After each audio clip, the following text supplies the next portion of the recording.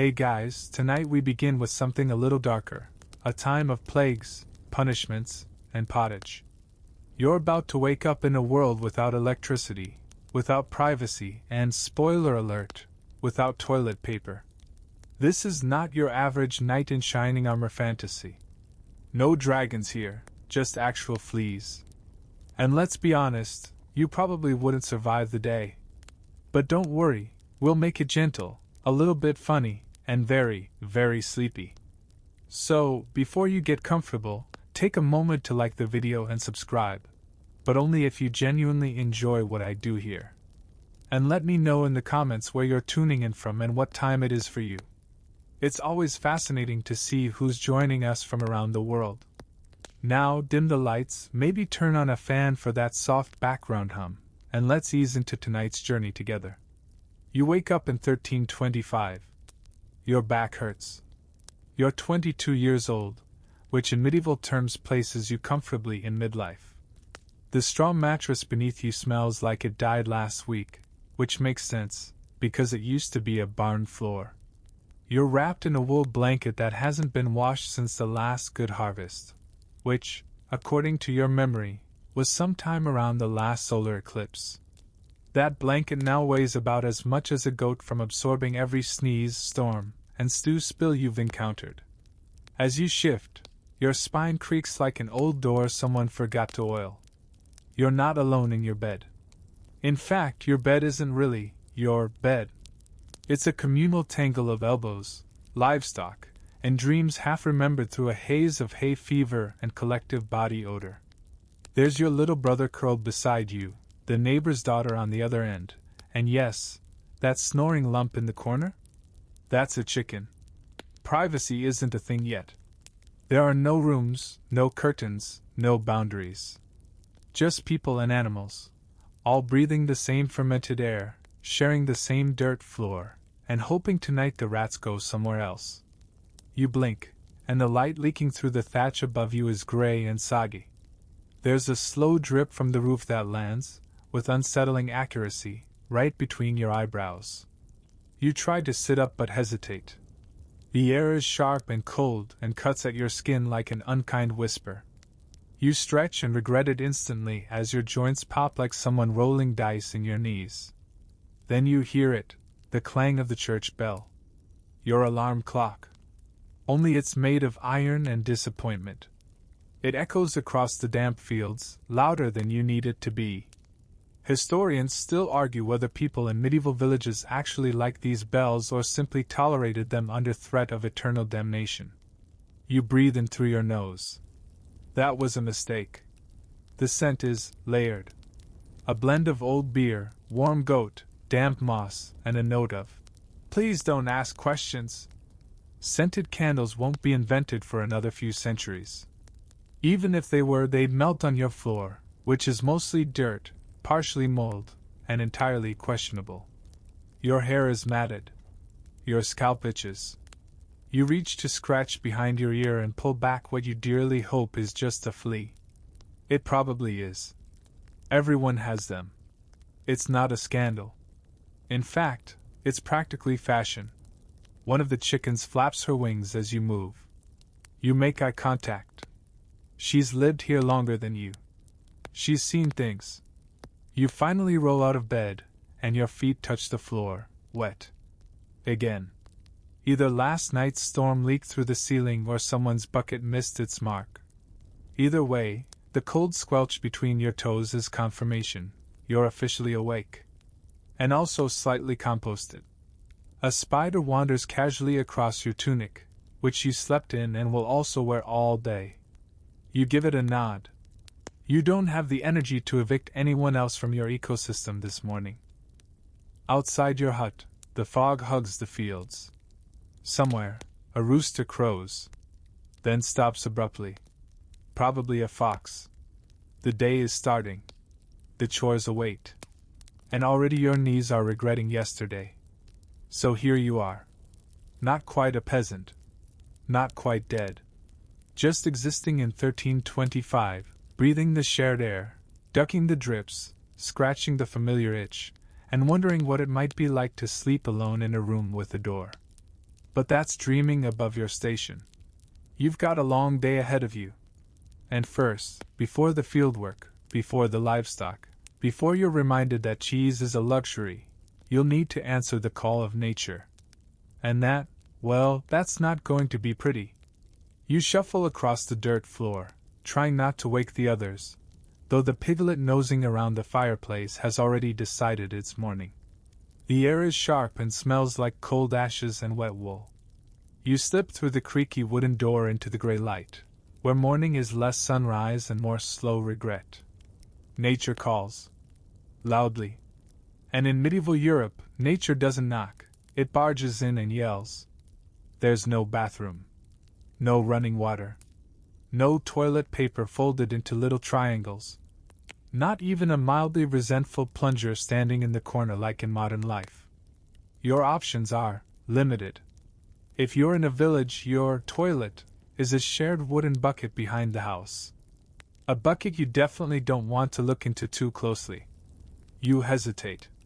Not out of modesty, no such luxury, but because Uncle Willem had a bad stew yesterday, and the bucket hasn't been emptied since. The smell? Biblical. Somewhere between forgotten cabbage and sorrow. You pinch your nose and do what you must. Then, with a small sigh of existential resignation, you toss the contents into the street. Yes, the street. Right out the window. But first, you're supposed to shout, Garde-la! Old French for, watch out below! No one listens. No one moves. A splash, a curse, and another mark on your invisible list of daily humiliations. Because in medieval towns, the streets are the sewers. A river of human waste, animal droppings, and various unidentifiable fluids slinks its way between homes like a really determined soup. And while historians still argue whether cities had proper sanitation systems, they all agree on one thing: nobody wanted to be downhill. If you're lucky, and let's admit you're not, you might live in a town with public latrines. Sounds better, right? Until you realize it's just a row of holes in a bench, shoulder to shoulder, with the local smith and that guy who always chews loudly. Privacy? A myth. Ventilation? A cruel joke. You make eye contact once. You never recover. Toilet paper, of course, does not exist. People wipe with whatever is within reach and feels vaguely absorbent. Straw, moss, scraps of cloth, a handful of leaves that might not be poisonous. Sometimes nothing at all. Which probably explains why handshakes won't catch on for another few centuries. And don't get too excited about nobility having it better. In castles, your bathroom might be a garderobe, a simple hole in the wall that empties straight into the moat below. Elegant, right? Except moats aren't just decorative puddles. They're part of the plumbing system. And yes, enemies have been known to climb into castles through them. Surprise. Your toilet is also a security risk. You try not to think about it too much as you wash your hands. Well, wash is generous. You splash water from a wooden basin and rub briskly, hoping friction cancels out the bacteria. Spoiler, it doesn't. But back then, no one really knew about germs. The word hygiene doesn't exist yet. And if someone smells bad, it's just Thursday. As you turn to head back inside, you glance at the chicken watching you from the windowsill. She looks judgmental. Or maybe she's just tired of the smell too. Behind the house, a neighbor is already pouring another bucket out the window with no warning. You duck. Just in time. Welcome to the morning gauntlet, where survival depends on footwork and a bit of blind luck. And yet, despite it all, people just accept this. There's no other way. No pipes, no porcelain. Just buckets, ditches, and the occasional patch of scrubby grass with suspiciously flat spots. You get used to it. Or you move to the countryside and pray the wind's in your favor. The world around you has no clean edges. No sparkling sinks or minty fresh cleansers. Just stone, mud, and a lot of good enough. And maybe that's comforting, in its own strange way. Nobody expects perfection, just participation. By now your hands are numb from the cold water. You rub them together, flex your fingers, and breathe into your palms for a little warmth. Your joints crack again. Not in a painful way, just in a, yes, you are aging on schedule, kind of way. A soft breeze rolls through the yard, carrying the scent of wood smoke, damp leaves, and faintly, someone else's failed digestion. You sigh. Another day has begun. The door creaks as you step back inside. The fire is sputtering. Someone's stirring the pottage pot already. You nod a greeting to the old man hunched in the corner, scratching something from his beard that might be breakfast, or might be a philosophical mystery. You survive the bucket. You dodge the street soup. And somehow, your dignity remains mostly intact. Well done. But don't celebrate just yet. It's time for the next medieval trial. And it comes in a bowl. The kitchen, if it can be called that, is little more than a smoky corner near the hearth, where a pot hangs like a heavy thought above a smoldering log. Breakfast awaits, which sounds promising until you remember what breakfast is. There's no cinnamon. No toast. No pancakes shaped like happy faces. Just a wooden bowl and a substance with the consistency of regret, pottage. Pottage is not a dish so much as a lifestyle. It's a forever stew, an eternal soup, a bubbling community project where yesterday's scraps become today's feature ingredient. Grains, turnips, old beans, maybe the ghost of a carrot, it's all in there. It's been simmering for days, occasionally stirred, rarely questioned. You settle near the fire and accept your portion. The spoon, rough and slightly splintered, dips into the viscous beige.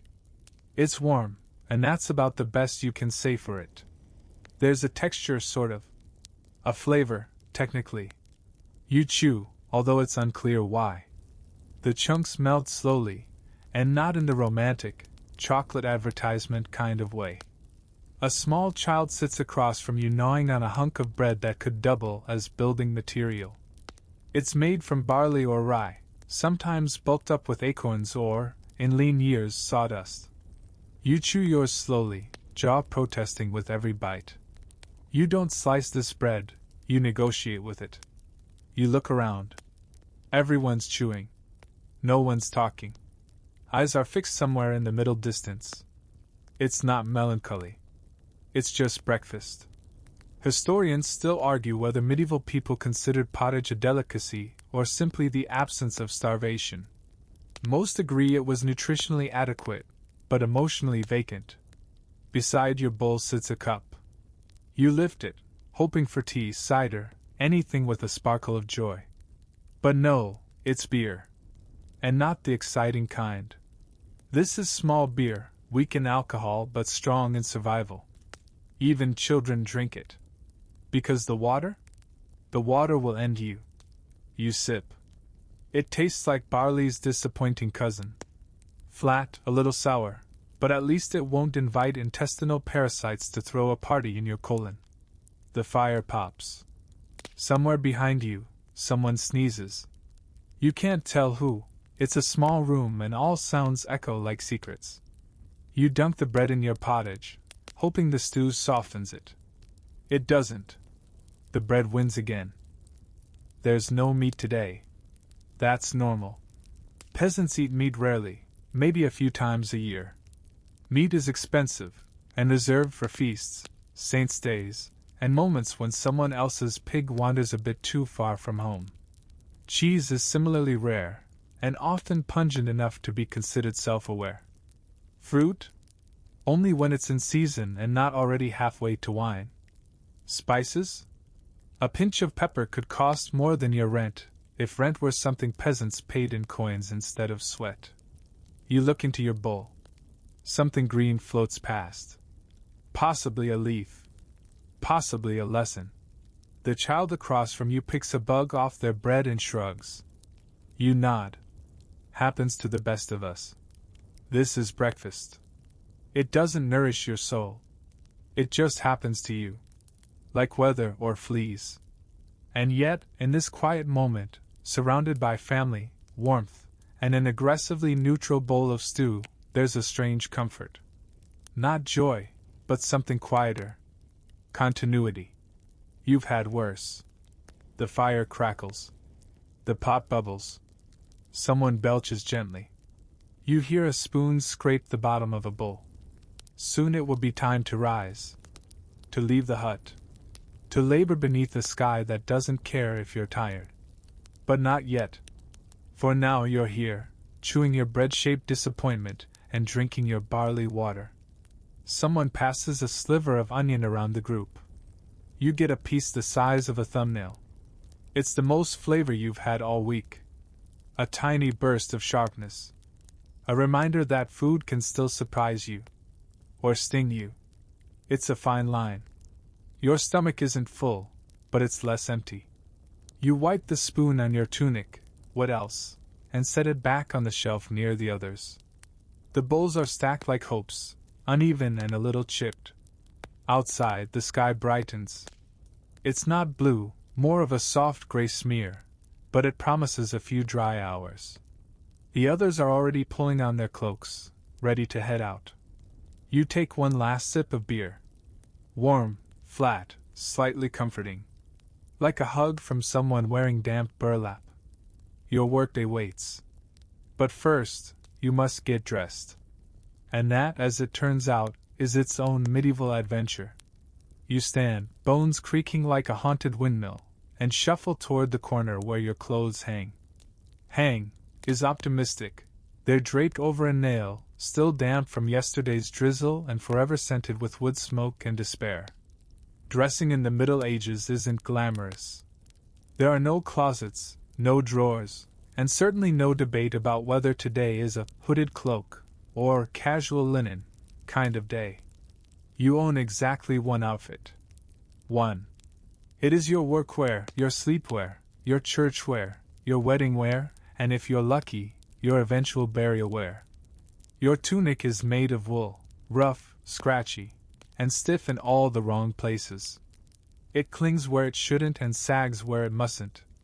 The seams, lovingly stitched by someone who didn't quite understand what a straight line is, curve in curious directions.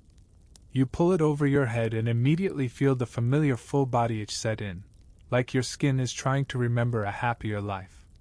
Historians still argue whether medieval fabrics were intentionally unpleasant or if comfort simply hadn't been invented yet. You tie your belt, a strip of fraying cloth with just enough structure to keep your dignity from falling completely off. Beneath your tunic, you might be wearing a linen shift if you're lucky. If not, it's bare legs and courage all the way down. Underwear is, at best, a rumor. And bras? You laugh gently to yourself. The kind of laugh that carries centuries of longing. Now the shoes. Ah, the shoes. If you even have any. They sit by the door, two misshapen bundles of untreated leather that resemble sad oven mitts. They're stiff, cracked, and more emotional support than functional footwear. The soles are thin enough to feel every rock, every thorn, every medieval insult the road has to offer. Arch support? Think. Flatbread. Laces?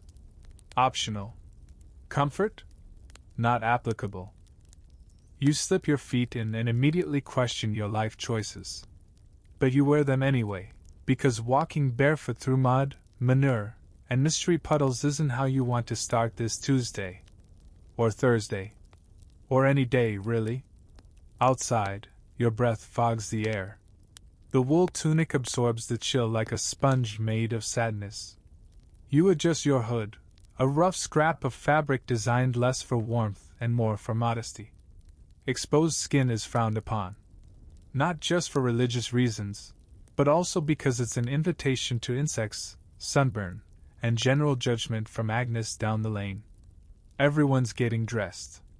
The communal dressing experience is less about modesty and more about efficiency. No one staring. Everyone's scratching. You rub your arms and sigh. The cold bites at your fingertips, which are already rough from yesterday's work. Your tunic smells faintly of onion, sweat, and whatever was in the pottage last week. A living record of your activities. You consider washing your clothes. You really do. But then you remember. Washing means hauling buckets of water from the river, boiling it over a fire, scrubbing with ashes or fermented urine, then wringing out the heavy wet fabric and hanging it up to dry in a sun that may or may not visit this week. So instead, you embrace the patina of medieval living. A little grime, a few stains, and a perfume called Peasant Number 5. Everyone looks like this. Everyone smells like this. You are one of many itchy, slightly damp wool-covered humans navigating a world before laundry detergent and deodorant. As you stretch again, a flea jumps ship from your sleeve to your collarbone. You flick it off lazily. It's practically a roommate at this point. Your scalp itches too. That's the lice. They're unavoidable. Nobles have them, monks have them, even the guy who claims to bathe twice a year has them. Lice, fleas, and bedbugs all live on you, within you. You are a walking in for the insect kingdom. Some people try remedies, herbs, oils, combs, but mostly, everyone just scratches. It's not rude. It's just normal. You scratch your side with a spoon. No one blinks. You glance down at your tunic. A few holes here and there. A patch on the elbow that used to be part of your sister's apron. Every garment is recycled, reused, repurposed. Nothing is wasted. Even dignity. The worst part? This is the good outfit. The one you wear when people might see you. You've got a backup, but it's half-eaten by rats and smells suspiciously of fermented turnip. You pull on your cloak, thin as it is, and tie it around your shoulders. The wind cuts right through it. You wrap it tighter anyway, pretending it helps. And now, fully dressed in medieval fashion, meaning half wool, half scratchy riddle, you're ready for the day's labor. Your skin tingles. Your back groans. But at least you're covered. At least you're upright. At least, for now, you're mobile. And in a world like this, that's already a win. You glance toward the fields, tools waiting like tired friends. But first, maybe a smile to start the day. Except, well, let's talk about those teeth.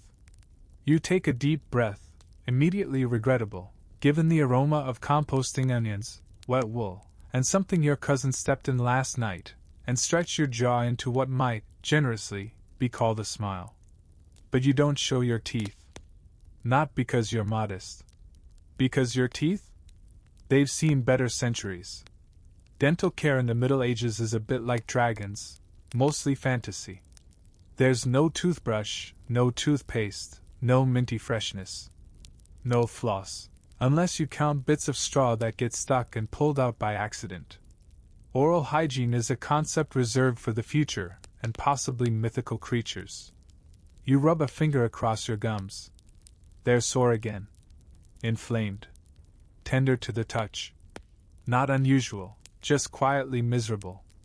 You think about chewing something later and wince. Historians still argue whether people in the Middle Ages actually cleaned their teeth with herbs, ashes, or vinegar, but they all agree on one thing: mouths were war zones. A battlefield of cavities, swelling, and slow rot.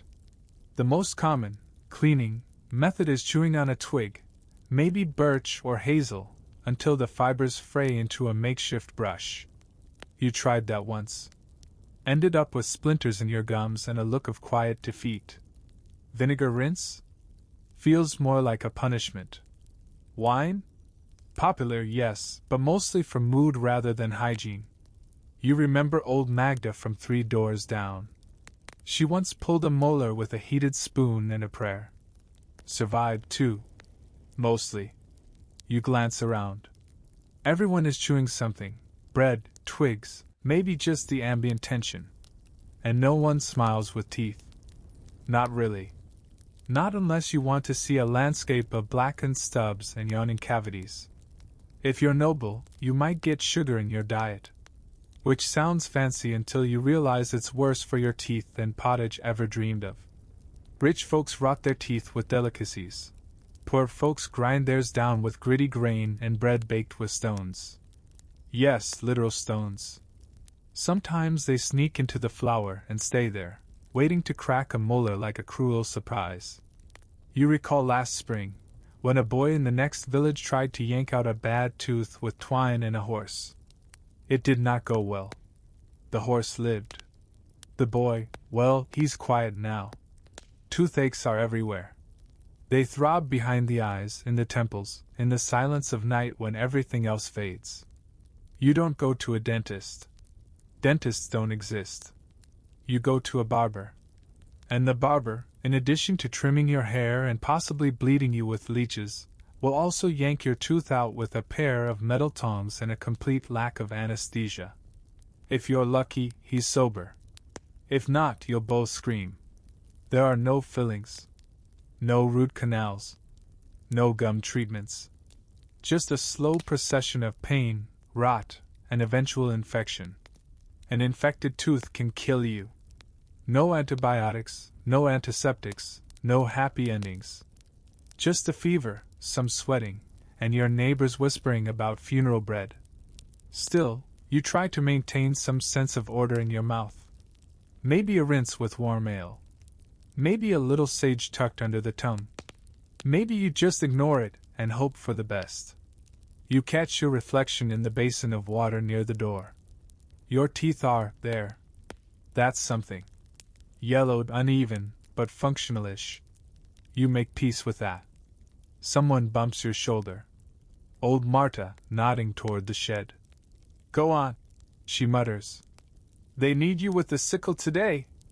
You nod, tucking your doubts, and your gums, back into your mouth, and grab your tools. But as you step outside, the breeze hits your face. Cold, brisk, and entirely unnecessary. You squint into the light. Your teeth may be failing, but your spine still mostly works. For now. And that's good, because you're about to use it. All of it. The sun peeks through the clouds, not so much rising as cautiously observing. It offers light without warmth, like a candle flickering in the world's largest draft. You adjust your hood and trudge toward the fields. This is the part of the day where you stop being a sleepy peasant and start being a productive, back-straining, dirt-covered cog in the feudal machine. If you're among the 90% of people who live outside cities, you're a farmer by default. You don't own the land. You don't decide what's planted. You just wake, bend, dig, and hope your Lord isn't in a mood today. The fields stretch before you, long, brown strips of churned soil, stubborn rocks, and yesterday's blisters.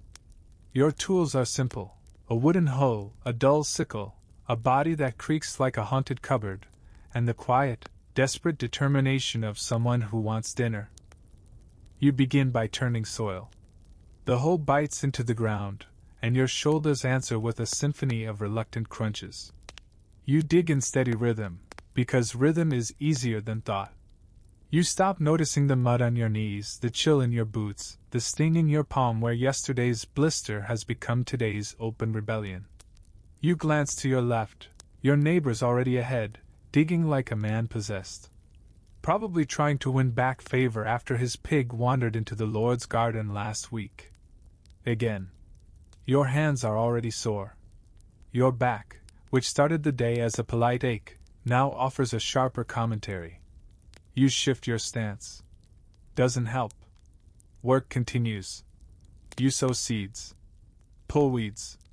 Haul water from the river, sloshing it carefully in wooden pails that leak just enough to make everything heavier. There's no lunch break. No snack drawer. No. 2:15 and we all stretch. You eat when the overseer isn't looking. You drink weak ale when you can. And you keep your eyes down, because looking tired can get you reassigned to something worse, like hauling stones for roadwork. Children help too. Starting around 5 years old, they get their own tiny rake and a share in the scratches. There's no school, no recess, no glitter glue. Just labor and the occasional beat. If you're a woman, you do all of this and more. Childcare, spinning wool, preparing meals, fetching water, and keeping track of your husband's lice, because they're now your lice too. And don't forget the animals. Goats to be milked, chickens to be herded, pigs to be fed and occasionally shouted at for rooting through the compost. Again. Still you work. Because if you don't eat. If you stop for too long, someone else will take your spot. And the Lord's field is always hungry for hands. You pause to wipe your forehead. It doesn't help. Sweat mingles with dirt. Dirt becomes mud. Your tunic clings to your body like a damp apology. You think about your Lord. He lives in the manor up the hill. He might come out today, surveying the fields like a hawk wearing velvet. He doesn't know your name. He doesn't have to. You owe him rent, labor, and seasonal gifts. In return, he doesn't let you starve. Usually. Historians still debate whether peasants were truly oppressed or just stable. What no one debates, it was exhausting. The work never stopped. Even Sunday, technically a day of rest, often turns into a day of praying for rain, patching the roof, or driving crows away with a stick. Speaking of which, you pause to wave your arms at a cluster of birds feasting on the seeds you just planted. They scatter, unimpressed, and wait nearby. You resume digging. Occasionally, someone gets hurt. A twisted ankle. A broken rib from a falling log. There's no workers' comp. No physical therapy. Just herbal salves, whispered prayers, and a week of lying on the floor while the fever decides your fate. You think of your cousin who broke his leg last autumn. The bone didn't set right. Now he limps like a pirate with no ship and works twice as hard to be half as useful. You don't want to end up like that.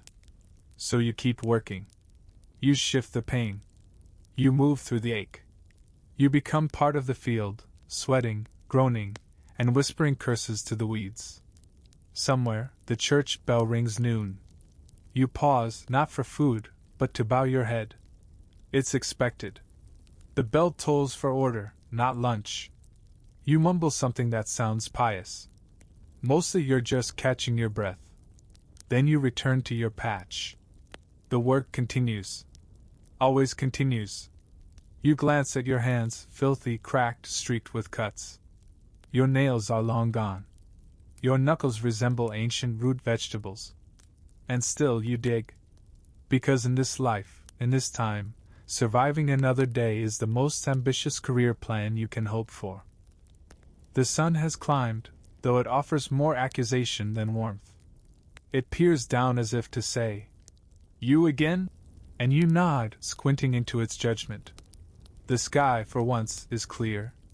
But you know better than to trust it. Because if the work doesn't wear you down, the weather absolutely will. You pull your cloak tighter, not that it helps. The breeze cuts through it like a landlord through excuses. Your tunic clings damply to your back, and your hands are stiff, the kind of cold that creeps into the joints and settles in like a rude guest. Winter in the Middle Ages isn't charming. There's no hot chocolate, no puffy coats, no fireplaces that don't also fill your lungs with smoke. Your hut has no insulation, just wooden walls with gaps wide enough to throw a chicken through. And sometimes someone does. Glass windows? A luxury. Yours are covered with oiled cloth or maybe thin animal hide. It blocks the wind about as effectively as gossip blocks plague. You light a fire, but it's weak, small, and precious. Firewood is hard to come by. In some forests, gathering wood is actually illegal. Yes, illegal. The Lord owns the trees. Pick up the wrong stick from the wrong stump, and you might be fined, punished, or worse. So you burn what you can find, scraps, dung, the occasional chair leg. You huddle close, singeing your knees while your back still freezes. The fire flickers like a promise it won't keep.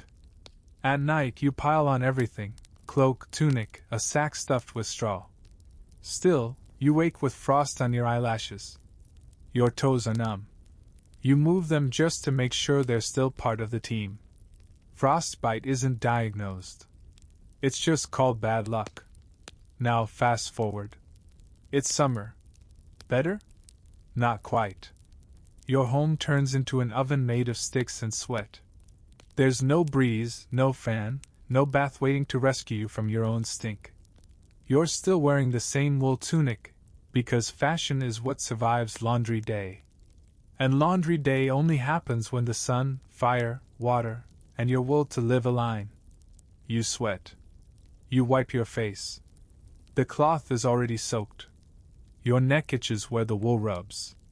Your thighs chafe.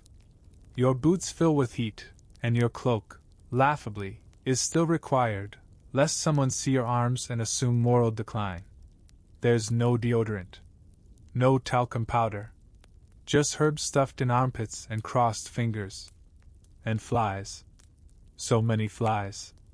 Attracted by everything, the sweat, the animals, the dead things no one's moved yet. Mosquitoes hum a bedtime song at noon. You swat one off your cheek and send it into a slow arc toward someone else's misery. In the fields, the sun bakes the ground until the earth cracks like a forgotten loaf of bread. You're still working, still digging, still bending over like an overcooked question mark. Heat stroke? It exists. You just don't call it that. You call it fainting or a spell or the devil's sigh. You hope it passes. People collapse. Sometimes they wake up. Sometimes they don't. You try to drink more beer. But beer is heavy and warm, and it doesn't quench so much as postpone. Rain would be nice. Just a little. But rain turns your hut into a swamp and your floor into soup. Then comes the mold. The mildew. The sneezing fits. The mystery rash. You itch in places you don't want to talk about. So whether it's summer or winter, spring or fall, the weather never feels like an ally. It's more like an unpredictable boss who sometimes hits you with hail for fun. Historians still debate whether medieval peasants truly feared winter more than famine, or vice versa.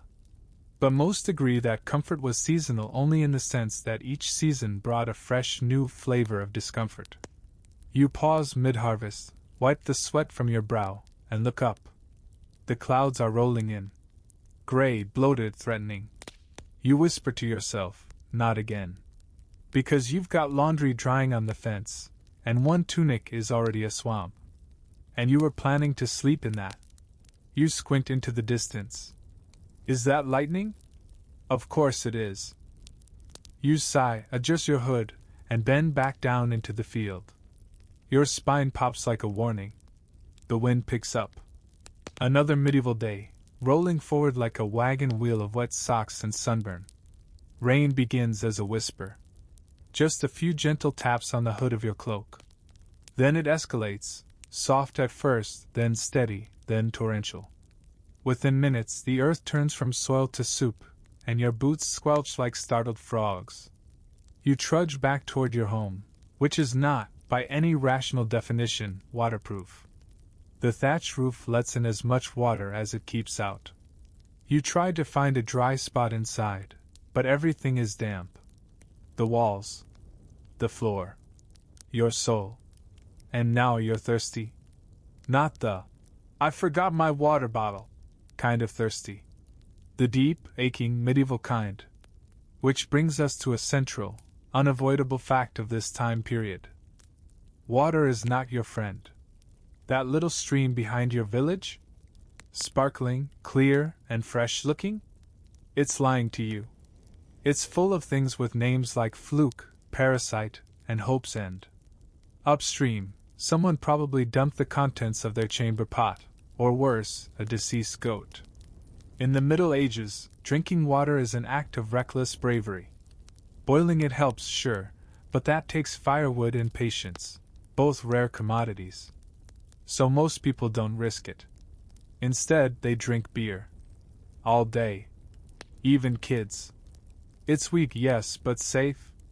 Brewing involves boiling, and that kills most of the invisible horrors floating in medieval water. Your morning cup, your lunch pint, your bedtime sip, it's all beer. Small beer. Slightly sour, barely fizzy, and thoroughly unsatisfying. But at least it won't dissolve your intestines from the inside out. Some people drink wine, if they can afford it. Which you cannot. Not unless you inherit a vineyard or marry into a miracle. Rainwater is sometimes collected in barrels, but barrels are complicated. Birds bathe in them. Insects breed in them. Moss grows on the inside like it pays rent. You drink it anyway. You try not to look. Or taste. Just swallow and hope. Bathing? Now there's a loaded word. You bathe, rarely. Not because you're lazy. Because it's risky. There's a widespread belief that washing too often opens the pores and invites sickness. The dirt on your skin? It's not just filth, it's armor. Communal bathhouses exist in some towns, but they have a reputation. At first, they're for hygiene. Then for socializing. Then for extracurriculars. Eventually, the church notices and cracks down. Bathing becomes suspicious. So instead, you wipe down with a damp cloth, maybe splash water on your face when no one's looking. You perfume yourself with herbs. You stuff lavender into your sleeves and pretend it's enough. The smell never fully goes away. You simply adapt. Some nobles have bathtubs, wooden barrels lined with linen, but even they bathe infrequently. You've heard of a queen who once bathed twice a year and was considered scandalously indulgent. Historians still argue how often people really bathed. The truth probably varies, region to region, year to year, but the baseline is this: water is not simple. It is sacred, suspicious, and often deadly. You need water for cooking, too. You boil it. You simmer pottage. You make ale if you're lucky and have a spare barley. You rinse vegetables you pulled from the ground, and try to ignore what's already living on them. And for cleaning clothes? It's an ordeal. Fetching buckets. Heating over fire. Adding soap made of ashes and animal fat. Scrubbing until your arms shake. Then drying everything in the sun, which appears maybe twice a week and never when scheduled. So your tunic remains dirty. Your hands remain cracked. And your thirst remains complicated. Even animals are wary of the water. The family goat drinks sparingly, sniffing each bucket like it holds secrets. One of your neighbors tried a fancy new method last year, boiling water with herbs before cooling it in a sealed jug. It worked. Until someone dropped a frog in it. No one spoke of it again. You sit near the fire now, cupping a bowl of warm ale between your hands, watching steam rise and swirl. It smells earthy. Slightly sour. You sip and feel it coat your throat like a hug made of barley and resignation. You're not sure it's hydrating you. But it's something. Outside, the rain has slowed. A light drizzle remains, like the sky is muttering to itself. You peer out the door and see puddles forming in the road, brown, untrustworthy, and faintly bubbling. Tomorrow you'll fetch more water. Tomorrow you'll boil a fresh batch. Tomorrow, perhaps, you'll attempt to rinse your hair. Today, you've done enough. You sip again. A beetle crawls across your boot. You flick it gently. The rain hums. The fire crackles. And somewhere upstream, someone tips a bucket into the stream that pretends to be clean. The fire hisses as a drip from the roof finally finds its mark, and you stare into the flickering coals with a vague, tired fondness. You're damp, but not soaked. Hungry, but not starving. Aching, but not immobile. Which means it's a good time to get sick. Sickness in the Middle Ages is not a brief inconvenience. It is a chapter. A gamble. A family event, often attended by neighbors, clergy, and at least one goat that refuses to leave the sickbed. And when you fall ill, the first person you call is not a doctor. Because doctors are rare. And expensive. And often too far away. And if they do show up, they're more likely to diagnose you using astrology than actual symptoms. No, your first stop is the local wise woman. Or maybe the village barber. Or the priest. or all three at once. Each will bring their own interpretation. The priest says it's a punishment from God. The herbalist says it's an imbalance of humors. The barber says you should probably be bled. You do not enjoy any of these options. The theory of humors is a big deal right now.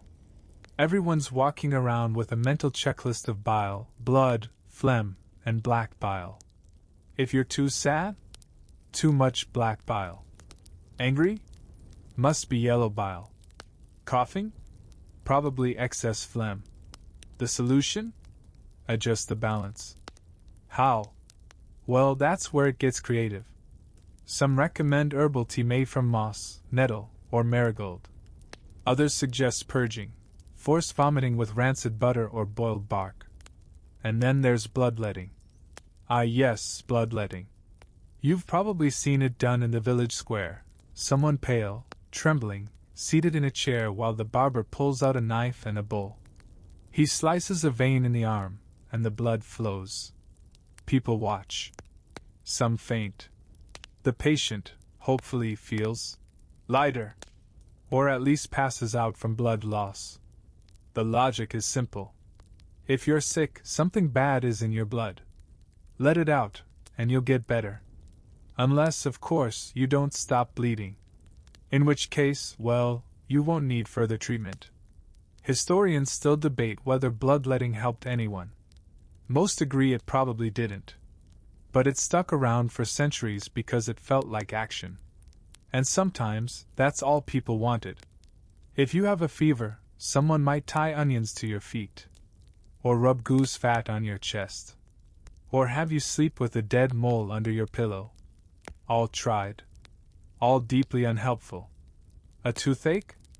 That'll be fixed with a hot poker and a prayer. Or maybe you'll chew on mint and hope the pain simply gets bored and leaves. Warts?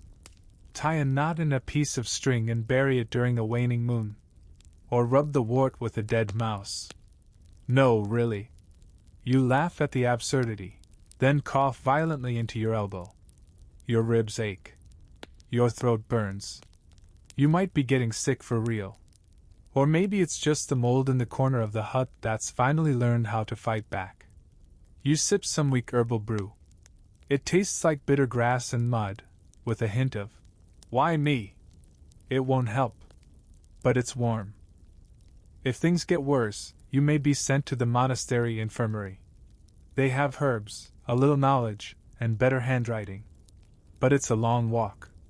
And they might not take you if they think you're contagious. Which, in medieval terms, is anyone who sneezes too loudly. And if they think you're possessed? That's another path entirely.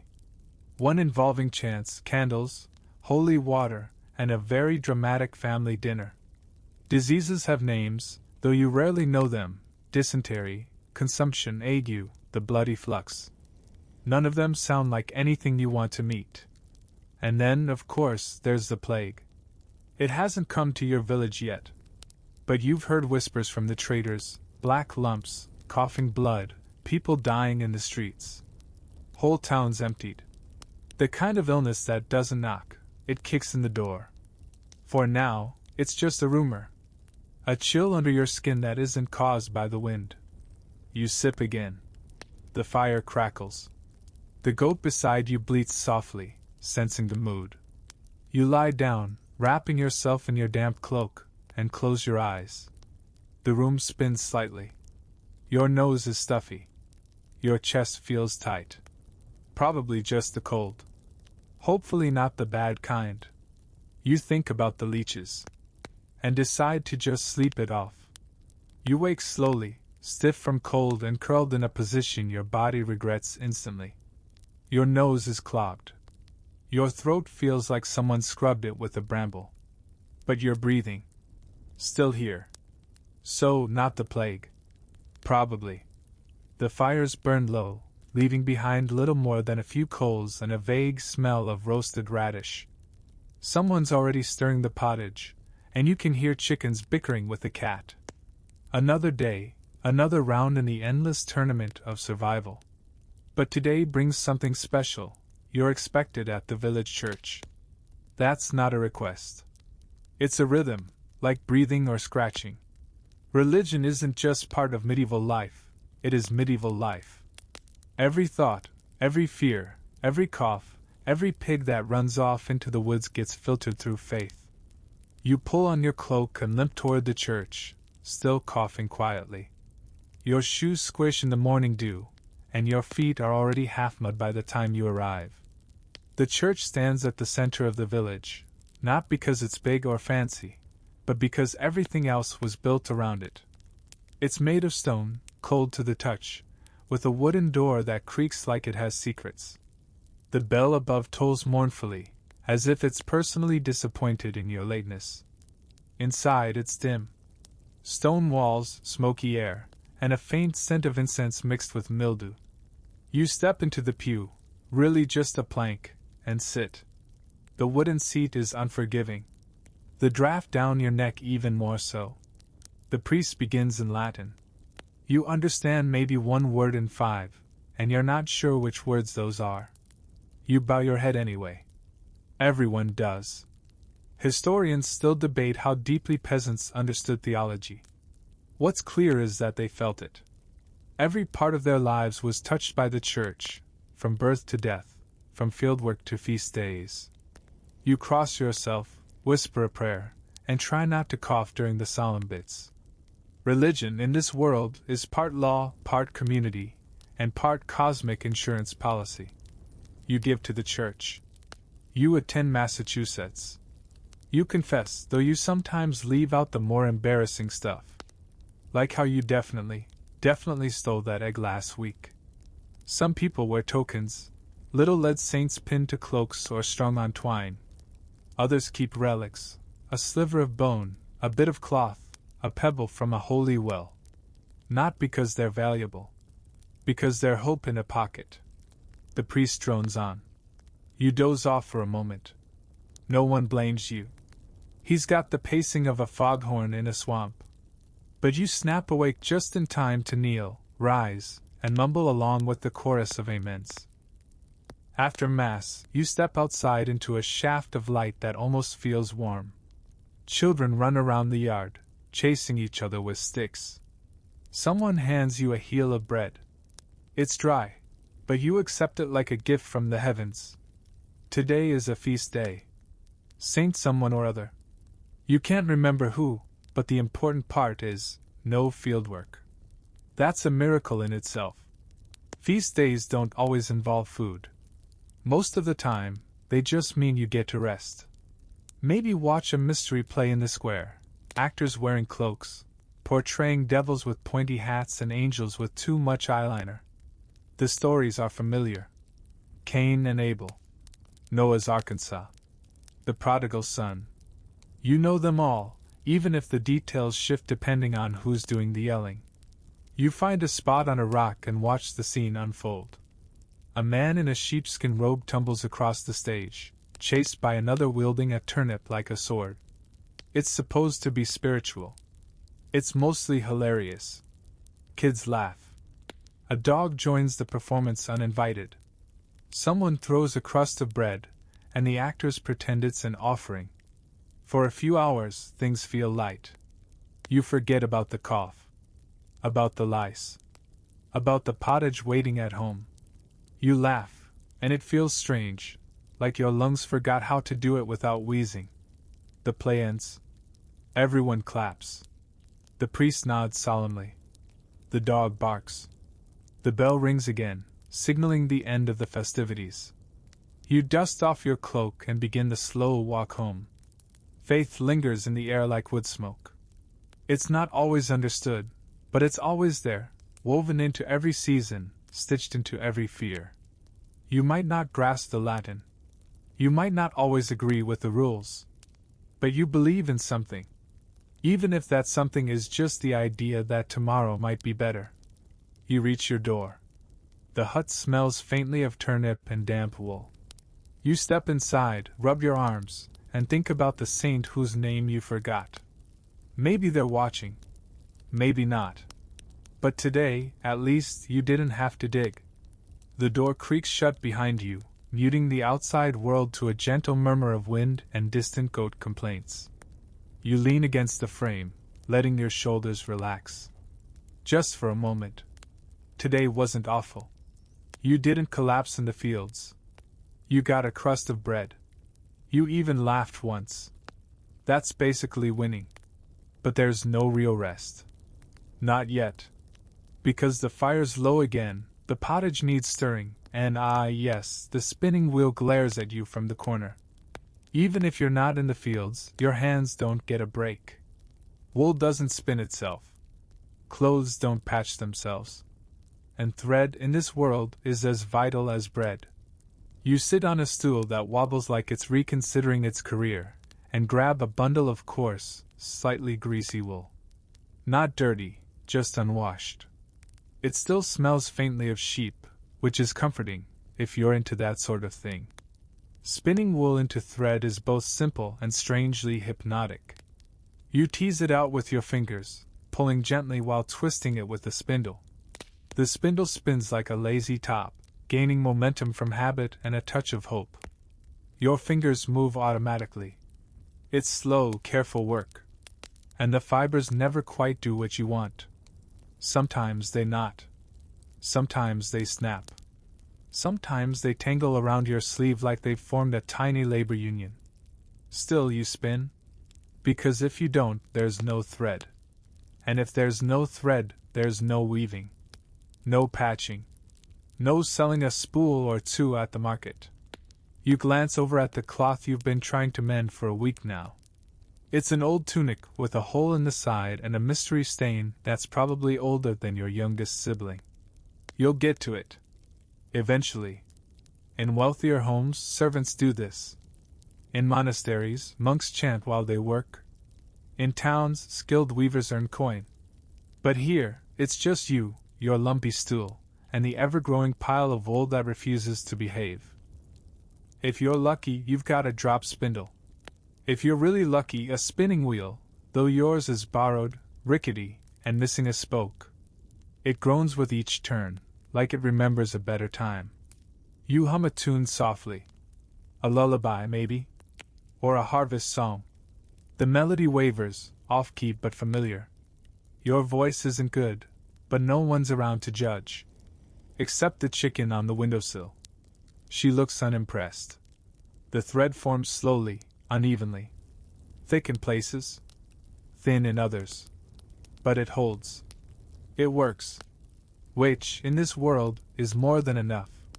Historians still argue how much textile production was done at home versus in cottage industries. What's agreed, thread and fabric were everywhere, necessary, labor-intensive, and mostly in the hands of women. You finish one bundle and tie it off, fingers cramping slightly. You shake out your hands and flex them in the firelight. Callous, cracked, but still useful. There's no reward for this. No applause. Just the knowledge that your family won't freeze naked next winter. Which, honestly, feels like a pretty solid incentive. Later, someone will take that thread and turn it into something wearable. Maybe you. Maybe your sister, who always sews like the needle owes her money. Maybe you'll trade it for a few eggs or a scrap of cheese that smells like it's developing a personality. Outside, the light begins to fade. You squint through the window. Clouds are rolling in again. You hope the thatch holds. You hope the mud by the door doesn't creep inside. You hope. The day slows down, the air inside thickening with wood smoke and fatigue. The others return from the fields, cloaks wet and eyes dull with exhaustion. They stomp their boots, mutter about rocks and roots, and slump by the fire. You hand off the spindle and stretch. Your back pops. Your hips pop. Everything pops. You're practically a percussion section. A pot is stirred. A bowl is passed. Someone grumbles about the goat. Again. And in the corner, your thread dries, coiled and slightly lumpy, but real. Tangible. Proof that something got done today. You curl into your corner, pull the cloak tight, and close your eyes for just a moment. Not sleep. Not yet. There's still evening work to come. Evening in the village is not peaceful. It is quieter, yes, but not silent. The chickens cluck themselves into awkward piles, goats mutter in their pens, and somewhere beyond the trees, an owl argues with the night. Inside your hut, it's warmer, barely, and people move slower, like clockwork winding down. You stretch once more and slide off your stool. It's time to prep for bed. Which sounds relaxing, until you remember what bed actually means in the Middle Ages. Your sleeping arrangement is not so much a bed as it is a suggestion. A pile of straw, perhaps, laid out over some wooden boards or a threadbare mat. If you're lucky, there's a wool-stuffed mattress sack. If you're really lucky, it's only half full of lice. You fluff the straw with your hands. It smells vaguely of animal and old soup. You shake it out anyway, as if that'll help. The movement stirs up a few friendly bugs, who flee toward the walls, offended. Your blanket is a coarse, heavy thing that used to be a curtain, or maybe a coat. It has holes. It has patches.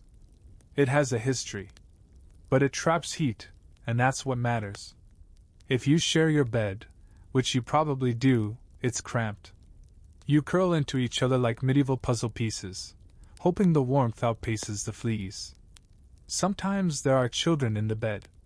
Sometimes parents. Sometimes a cousin who talks in his sleep and once kicked you in the chin dreaming about apples. Personal space is a foreign concept. Warmth is king. You wash your face, barely. A few dabs of rainwater from a bowl near the door. It's cold enough to make your teeth chatter. You wipe your hands on your tunic, which now has even more personality. Nighttime chores are fewer, but they linger. You bank the fire, carefully stacking embers and ash so the coals last till morning. Fire is life. Letting it go out overnight means waking up in a hut colder than a tax collector's handshake. Relighting it takes time, and flint, and luck. So you treat those embers like gold. Someone checks the animals. Closes the gate. Kicks at the pig, gently, to keep it from wandering too close to the hut. Again. Someone else bolts the door. Not for burglars. No one in the village has enough to steal. But for wolves. And drunks. And wind. You crawl into bed, pulling the blanket to your chin. The straw pokes. The wooden wall beside you creaks. A beetle scurries past your ear like it has an appointment. You breathe through your nose. Still stuffy. But less than earlier. And now comes the part no one warned you about, the noises. Your neighbor snores like a disgruntled bear. The baby across the hut whimpers in her sleep. The goats, for some reason, are still awake, having what sounds like a heated discussion. A dog barks somewhere distant. It echoes down the lane like a warning. You shift your weight. The straw crackles. A flea bites your ankle. You scratch without opening your eyes. It's automatic now. The air is damp. Always damp. But tonight, at least, it isn't freezing. You listen to your own breathing. It slows. The fire murmurs. Your muscles, sore from the day's labor, ease, just a little. Historians still argue whether peasants got more or less sleep than modern people. Some believe people slept in two phases: first sleep, then a few hours awake around midnight for prayer, quiet chores, or whispered conversation. Then a second sleep until dawn. You think of that, lying in the dark. How sleep might come in pieces. How rest, like everything else in this world, is rarely complete. You drift off. Lightly. Uneasily. Then wake, hours later, unsure why. The fire's a glowworm in the corner. The air feels different, charged. You hear something. A voice? No, just wind. You adjust your position. More scratching. Less comfort. Someone else stirs, mutters, shifts. You lie awake a while, thinking about nothing. Everything. Whether tomorrow's pottage will taste like today's. Whether your shoes will dry. Whether the chickens will finally stop laying eggs behind the goat shed. Eventually you fade again, back into a dream of spinning thread and chasing pigs. Another day has passed. Another night begun. And tomorrow is market day. The first sound you hear is the rooster, who seems personally offended that you're still asleep. He crows like he's trying to summon the sun with sheer volume. Then, the rest of the village joins in, boots on dirt, chickens flapping, doors thudding shut. It's market day. Which means, congratulations, you're going on a grand adventure, to the next village over. You drag yourself upright, rubbing sleep grit from your eyes and brushing straw from your hair. You already know what you'll wear, because it's the same thing you wore yesterday. And the day before. And every market day since your tunic was vaguely tunic-shaped. Breakfast is quick, usually skipped. Maybe a sip of warm ale, a scrap of bread if you're lucky. You grab your goods, thread maybe, or a few eggs, or that weird carved spoon your uncle made, and bundle them in a cloth. And off you go. The road to market is muddy, narrow, and a little threatening. It winds through hedgerows, past old trees that seem to lean in just a little too close. You pass a neighbor pushing a wheelbarrow of turnips. You nod. He nods. No one says anything. You're all too focused on not tripping into a ditch. But make no mistake, the market is the highlight of the week. Not because it's fun. Because it's necessary. This is where you get your salt, your soap, your gossip. You don't go to socialize. You go to survive. By the time you arrive, the square is already bustling. Stalls line the dirt space between the church and the well. Merchants shout about onions. Chickens scurry underfoot. Children chase dogs, dogs chase pigs, and pigs chase freedom. You find your spot and spread your goods. Then you wait. You try not to look desperate. But you are desperate. You really need someone to buy this stringy wool. You hope someone has garlic. Or maybe a chunk of bread that isn't already hosting its own civilization. You barter. A handful of turnips for a half-bar of lard soap. A cracked pot for 3 leeks. A spool of thread for a needle that isn't completely cursed. No money changes hands. Coins are rare. Most peasants go years without seeing one. Trade is king. Haggling is normal. And lying a little? Expected. You sniff the cheese before buying. It passes the test, barely. Then someone bumps you hard. You turn, instinctively defensive. It's a knight. Full armor, shiny helmet, on a horse too clean to be local. His banner flaps in the wind, bright and smug. People step aside without being asked. Because knights aren't just noble, they're dangerous. And unpredictable. They serve lords. Or kings. Or themselves. Sometimes all three. They might offer protection. Or taxes. Or a sermon. Or a brawl. This one looks bored. He surveys the crowd like a cat in a room full of sleepy mice. His horse snorts. A goose hisses. For a second, you wonder if the goose will start something. You almost root for it. Knights in the Middle Ages are romantic only in poems.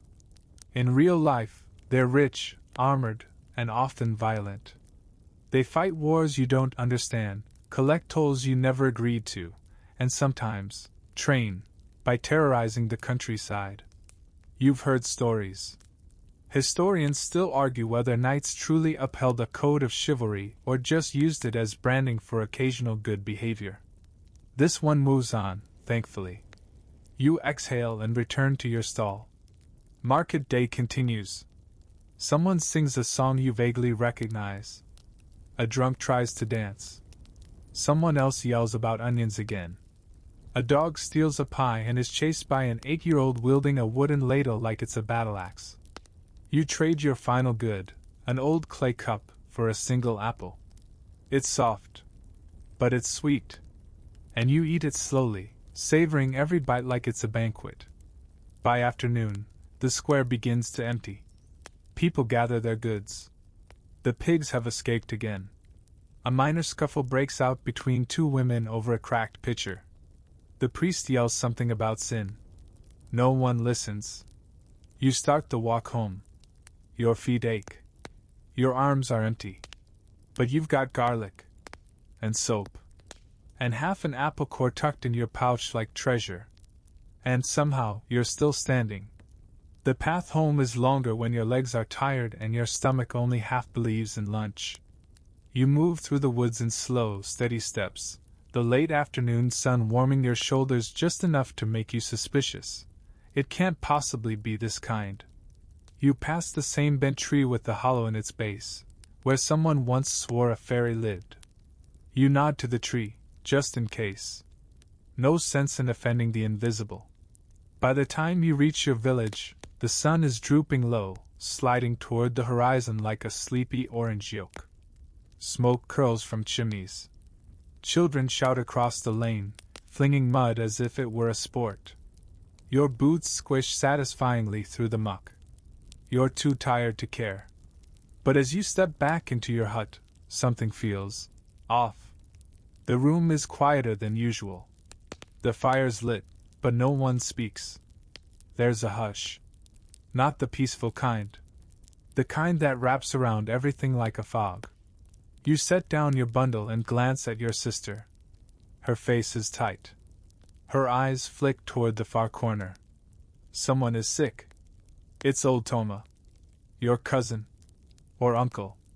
Or both. It gets fuzzy after a few generations. He lies on a pallet of rags, pale and damp, breathing like each inhale costs him something. His lips are dry. His eyes flutter when you kneel beside him. He's not the first to follow the season. Probably won't be the last.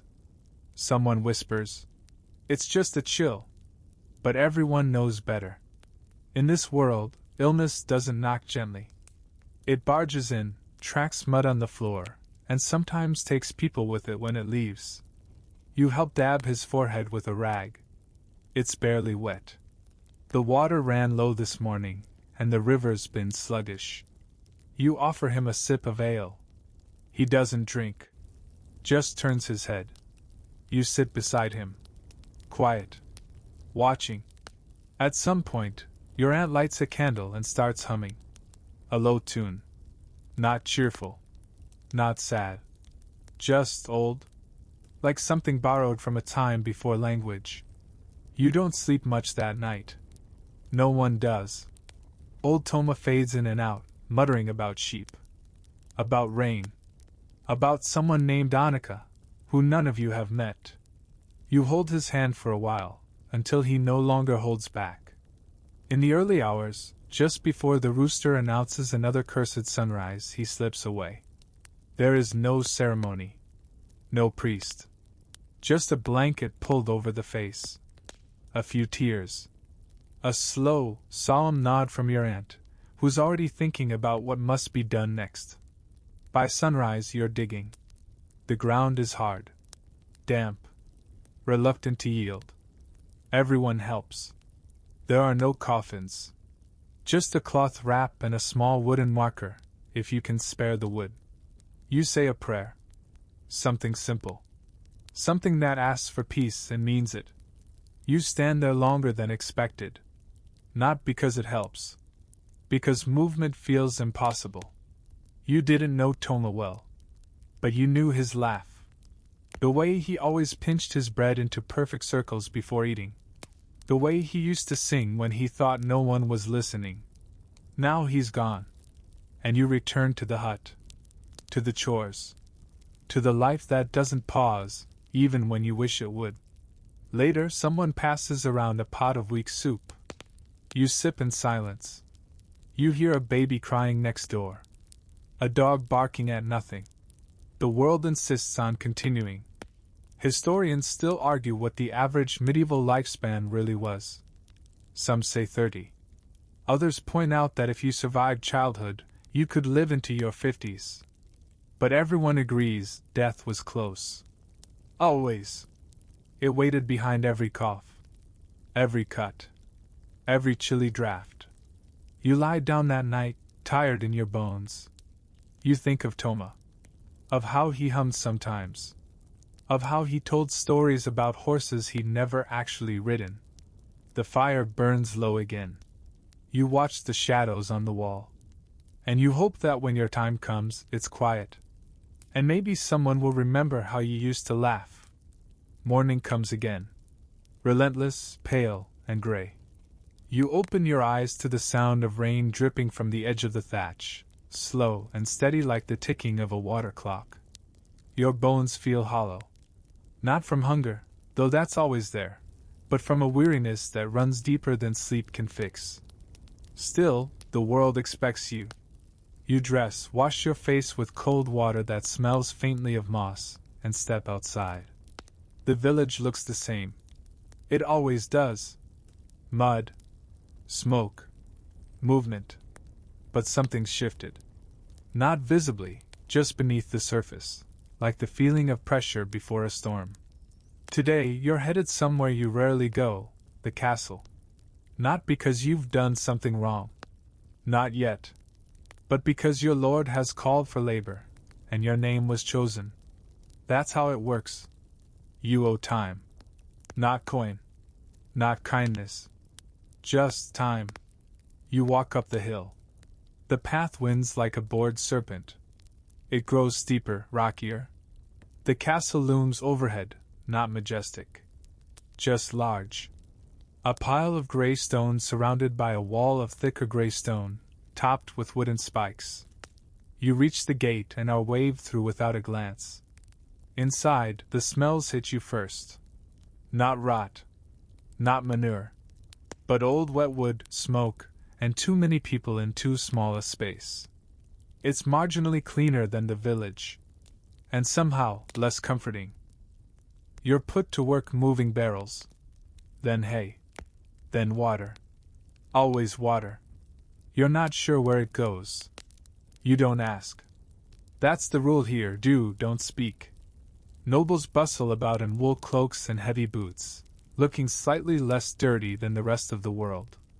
They don't acknowledge you. They don't need to. You catch a glimpse of the lady of the house. Her hair is coiled like a pastry. Her sleeves droop like regret. Her expression is distant, vague. As if the castle is just something happening to her, too. And here's the truth no one really says aloud. Castles are miserable. Cold in winter. Hot in summer. Damp always.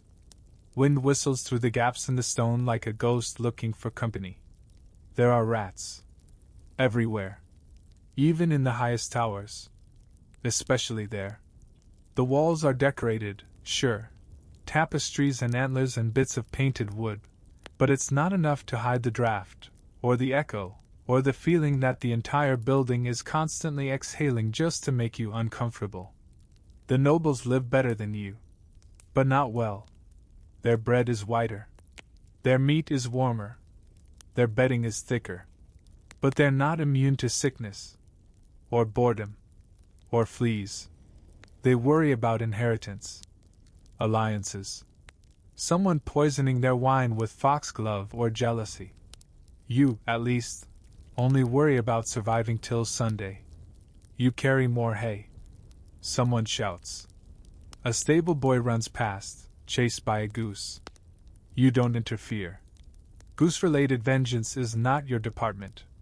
You're assigned to help in the kitchens next. You peel root vegetables until your fingers blister. You slice onions. You mop spills. Then, someone calls for the taster. The food is nearly ready for the noble family, and before it goes to the table, someone must sample each bite. Just in case. Poison, after all, is a perfectly acceptable solution to political inconvenience. The taster is a boy of about 12. He eats a spoonful of soup, a chunk of fish, a sliver of pear. He waits. Everyone watches. He doesn't die. So it's served. You finish your shift late, hands red and wet.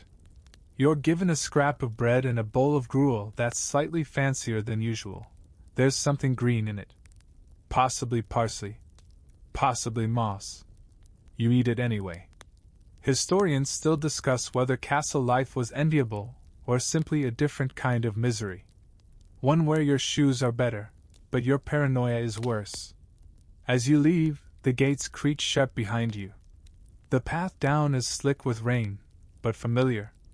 You walk carefully, stomach full enough to feel heavy, shoulders sore enough to feel important.